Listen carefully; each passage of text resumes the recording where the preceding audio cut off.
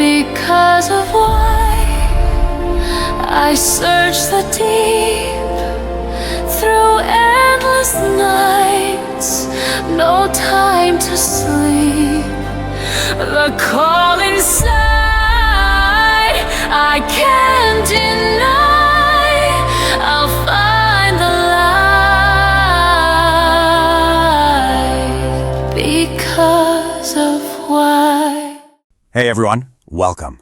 Have you ever looked at Hong Kong and mainland China and wondered, how can one country operate like two completely different worlds? Well, we're about to find out. I mean, they've got different money, totally different laws, even a completely different internet. So what gives? The answer lies in this one really unique principle that governs the whole relationship between them. So first, let's dive into this big idea, one country, two systems. All right, a quick history lesson to set the stage. For over 150 years, Hong Kong was actually a British colony. So when it was returned to China in 1997, it wasn't just a simple handover. Instead, they created this special framework, this one country, two systems idea, and that's what has defined the city ever since. So what did this promise actually mean? Well, the deal was that for 50 years, China's socialist system wouldn't be forced on Hong Kong. The city would get to keep its capitalist way of life and a high degree of autonomy. It would stay distinct in almost every single way, except for the big stuff like national defense and foreign policy. Okay, so that's the theory, but how does this all play out in practice? Let's kick things off with law and governance. And right away, we see a massive difference. Hong Kong's legal system is based on British common law, which means its courts are independent. Mainland China, on the other hand, operates under a socialist legal system where the Communist Party has the final say. And trust me, this is not just some boring technical detail. It's a huge reason why global finance has trusted Hong Kong for so long. And you can actually see this difference in the numbers. According to the World Justice Project, Hong Kong consistently ranks way up there, among the best in the world for its rule of law. Mainland China's ranking? It's substantially lower. There is a real, measurable gap between the two. So, under its own mini-constitution, called the Basic Law, Hong Kong was granted a ton of independent power. When it comes to things like money, taxes, and trade, it functions almost like its own separate country.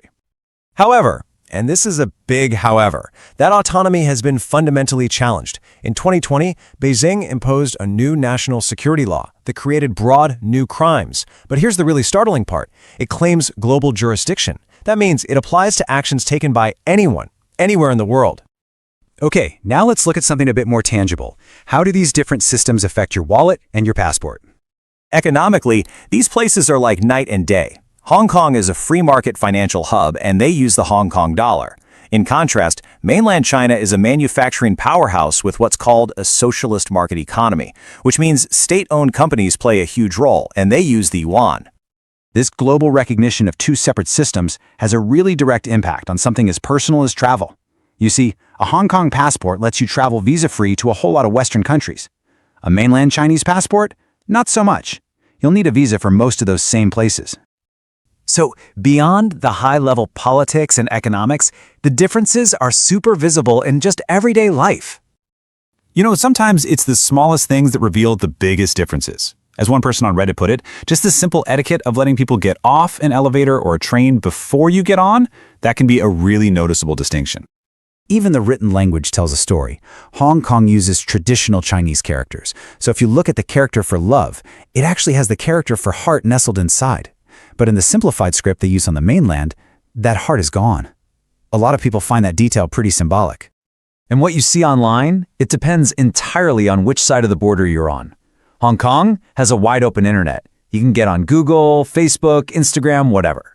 But in the mainland, the famous Great Firewall blocks all those Western sites, creating two completely separate digital worlds.